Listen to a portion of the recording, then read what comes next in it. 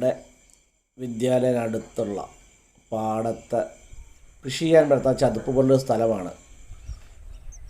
ഇങ്ങനൊരു അവസ്ഥ എനിക്ക് ഇതുവരെ കിട്ടിയിട്ടില്ല. ഈ പക്ഷികളെ ഞാൻ കാണാറുണ്ടെങ്കിലും ഇത്ര അടുത്തുനിന്ന് അവയെ റെക്കോർഡ് ചെയ്യാൻ പറ്റാറില്ല.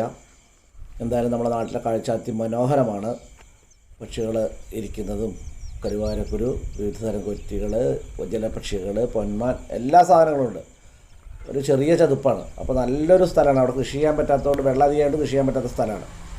അപ്പോൾ ഇന്ന് അവിടെ ഉണങ്ങി കിടക്കുന്നുണ്ട്, പക്ഷികളുണ്ട്. 2 ദിവസം കഴിഞ്ഞാൽ അവർ ആ പക്ഷികളോട് ഇത് പോകും. കാരണം എന്താ വെച്ചാൽ വെള്ളം നല്ലോണം വറ്റി തുടങ്ങി. അപ്പോൾ ഇനി കിട്ടില്ല. ഞങ്ങളോട് ഇന്ന് രാവിലെ തന്നെ റെക്കോർഡ് ചെയ്താണ് ഈ പക്ഷികളെ. ഏതായാലും ഗംഭീര കാഴ്ചയായിരുന്നു. അപ്പോൾ അവിടെ അടുത്തുള്ള ആളുകളുണ്ടെങ്കിൽ എന്തായാലും പോയി കാണണം. നമ്മുടെ നാട്ടിൻപുറത്തിന് ഇഷ്ടംപോലെ പക്ഷികളുണ്ടല്ലോ. പക്ഷികളെ പരിചയപ്പെടുത്താനൊന്നും നിർത്തുന്നില്ല, അറിയുന്ന പക്ഷികൾ തന്നെയാണ് കാര്യമായിട്ടുള്ളത്. എന്തായാലും നല്ലൊരു കാഴ്ചയായിരിക്കും. നിങ്ങൾക്കിത് അവസാനം വരെ കാണുക. ഓക്കെ, അത്രയൊന്നും പറയാനുള്ളൂ. നല്ലൊരു കാഴ്ചയായിരിക്കും. നമ്മുടെ നാട്ടിൻപുറത്തെ കാഴ്ചകൾ കൂടുതൽ കിട്ടുന്നതിന് വേണ്ടി എൻ്റെ കാഴ്ചകൾ എന്ന ഈ ചാനൽ നിങ്ങൾ സബ്സ്ക്രൈബ് ചെയ്യണമെന്ന് അഭ്യർത്ഥിക്കുന്നു. ബെല്ലൈക്കൺ അമർത്താൻ മറക്കരുത് എന്നുകൂടി ഓർമ്മിപ്പിക്കുന്നു. എല്ലാവർക്കും തന്ന പ്രോത്സാഹനങ്ങൾക്ക് നന്ദി രേഖപ്പെടുത്തുന്നു.